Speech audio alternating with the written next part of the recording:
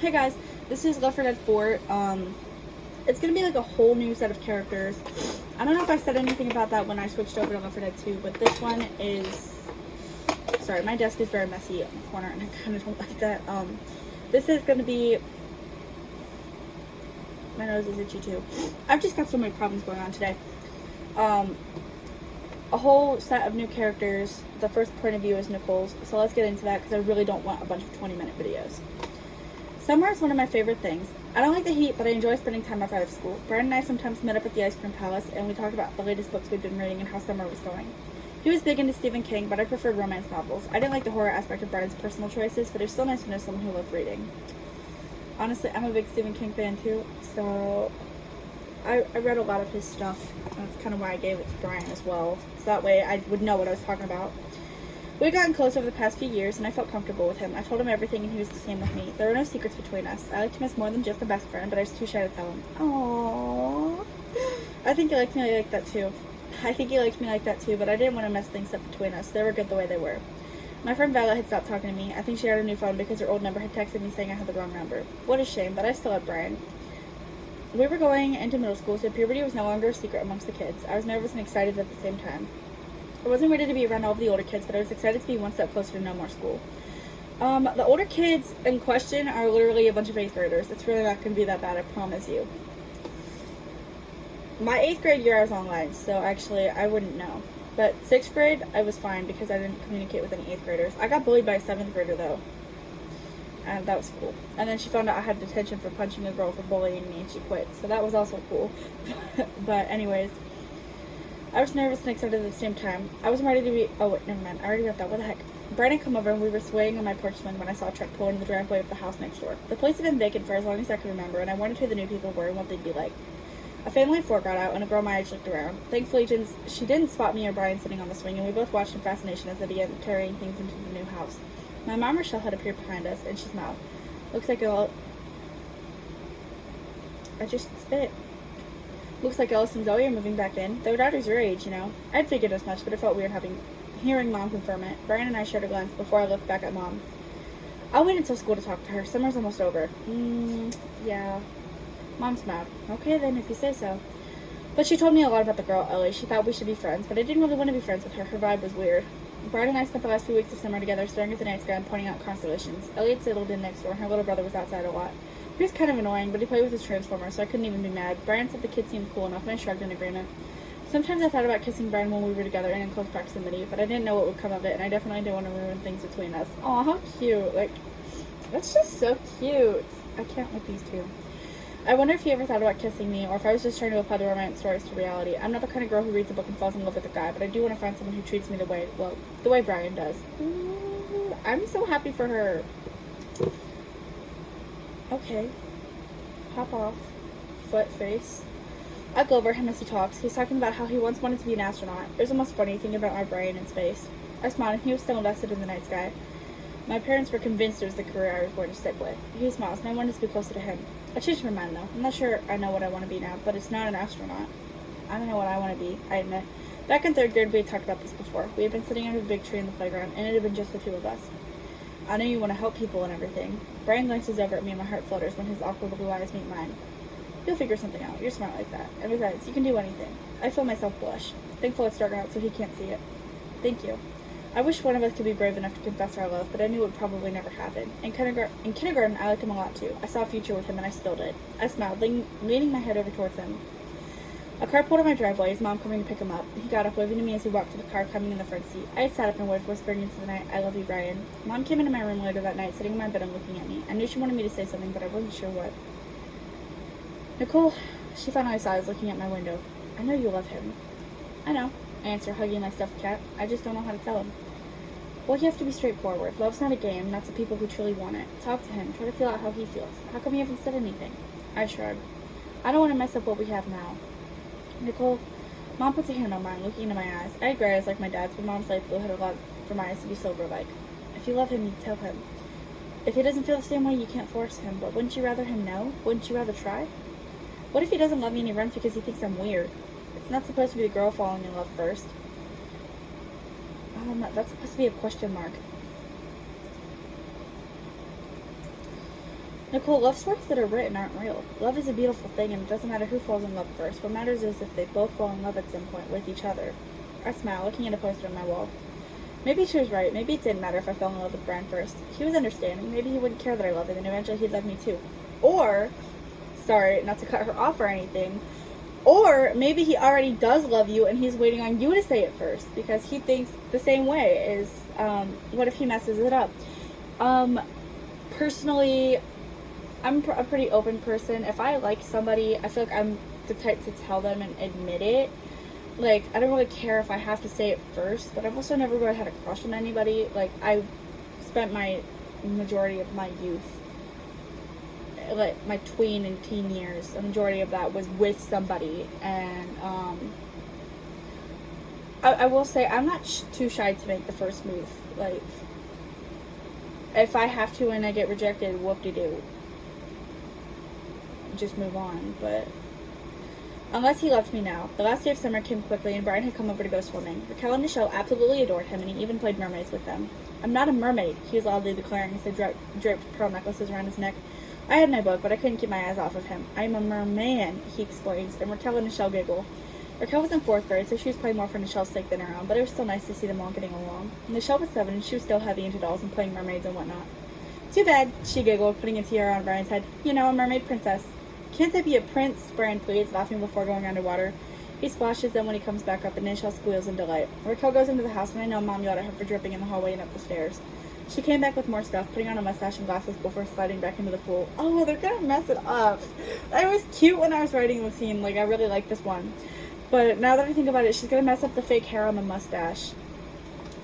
"I'm the evil sea witch. Let me put my hair up into spikes real quick, though." She busied herself doing that, and Brian wrapped his arms around Nichelle, splashing underwater. "Hey," a southern accent called from across the gate, and I turned to see Ellie's little brother waving. "Can I come over and play too?" I shrugged. I'm technically in charge. Mom's cleaning the house, but still. "Sure, just be nice or I'll beat you up." Brian snorts. "Yeah, okay." "Okay," I laugh as Elle comes trotting down the path. "I guess I won't, but he might." Brian shakes his head. "My name's Ale." The kid waves, jumping into the pool. Nichelle laughs when the water splashes her. "I'm Nicole. That's Nichelle and Raquel. He's Brian." "Cool, I didn't know there's another boy around here." "Oh, I don't live here. I just come over a lot," Brian explains, splashing Nichelle nonchalantly. That is the type of friendship you have to have, is the point where people are like, "Do you live there now?" Like, what? "I can't babysit you when you throw up again." "No. I can't follow you around and watch you throw up. You're going to have to do it and let me clean it up after I finish the video." She's not feeling well again. I think she ate something. Because she threw up food earlier. So now she keeps throwing up. "Yeah." Oh, I looked disappointed for a moment before asking, "What are y'all playing?" "What are you playing?" "Mermaids," Brian says. "You have to be a mermaid. There's no room for men." Raquel laughs, putting a tiara on Elle's head. "Oh, wow. I don't got any younger sisters. Just Ayla. She's annoying. You know, she didn't want to move here. She said she wanted to stay in that old shitty schoolhouse. Don't tell my parents I cussed. Anyways, I don't really like her. She holds up in her room all the time." "Shh. No, you're okay. Yeah, why don't you go get something to eat because you keep throwing stuff up and you don't have anything in you." Yeah. Yeah, you don't have anything in you to throw up. Can you not go throw up on my stuff? That would be really nice of you to not do that. Can you just throw up on the floor? Not, please? Okay. Yeah, head that way where there's nothing to throw up on. That's mean. Oh, what the heck?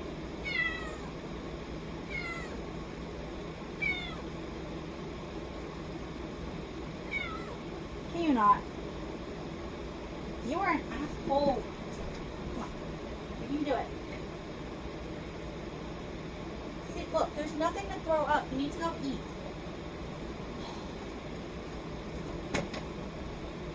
She's okay. She's just dramatic. The first time she ever threw up, she literally ran around my room and was like, meow, wow, wow, wow, wow. So, she's dramatic. And really makes me panic every time she behaves like that. Are you done? Did you get it out? Excuse me, don't sit in your puke, that's nasty.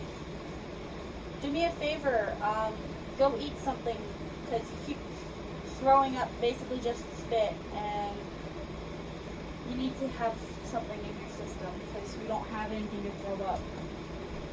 Eat cat food. I'm not going to give you table scraps anymore. You're kind of grounded for now. Anyways, so sorry about that. It's going to be 20 minutes now because she decided to throw up. Anyways, Brian and I share a glance. We just got a little idea of what Ellie was like. Granted, it was from a younger sibling, but I don't know. I don't think I wanted that in my social circle. Does she bully people? Brian asks, and Elle shakes his head. She gets bullied, though. Our cousins live across the street. Dad even told her, but she's not sure which one of the kids are our cousins because she's dumb. That is wild. Are you a real person or are you a bot? Yeah, you're a bot. What the heck? I swear to God, Instagram is really stupid because they keep letting bots make these accounts. Some of them have sexual activity in their accounts and they have links to inappropriate adult websites. But Instagram doesn't filter that out. It doesn't stop them from being created.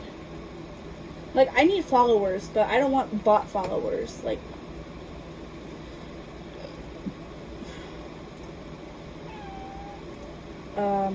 Brian starts laughing and I can't help but smile.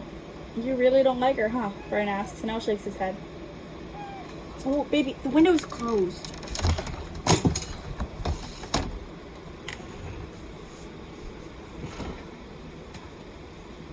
I hope you're proud of yourself. You always get what you want. Even if I knock stuff over and break things. Brian asks and Elle shakes his head. Ooh, that air feels good. It just rained. She thinks she's special. She is. She's special needs. My mouth drops open and Brian and I look at each other. I cannot believe he just said that. He was floating like it was nothing. Raquel was laughing and Michelle was oblivious. Okay, let's play mermaids again. Brian suggests, swimming to the other end of the pool. Michelle tried to follow him, but he stopped her. This is the deep end. I don't want you drowning. I can swim, Michelle protests, and I roll my eyes. Raquel dives behind Brian and laughs. I'm the evil sea-man witch guy. I'm coming for you. She chases Michelle back over the shallow end and Elle sighs happily. I didn't really want to be over there alone no more, he says, but I'm not sure which one of us he was talking to. Well, it's nice to have you over, Brian says, blowing up a unicorn floaty for Michelle.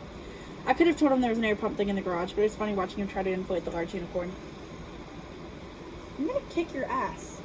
You are dropping litter on me, and you weren't even in the litter box. Raquel eventually went to get it, and Brian continued talking to Elle. Are you excited for the new school year?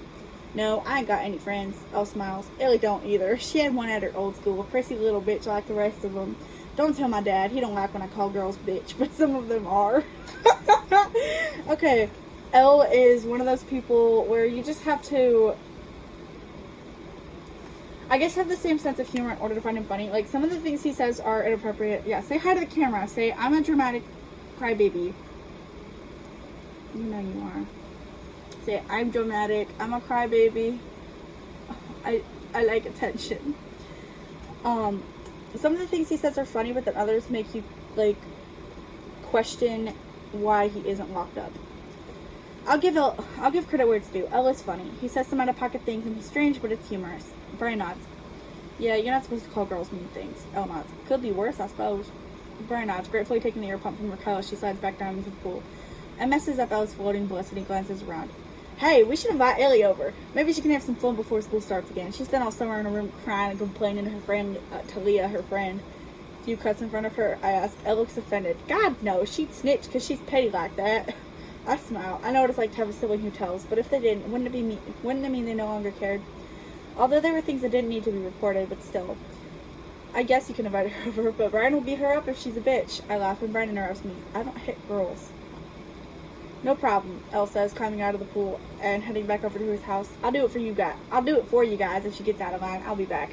So, I'm not gonna lie.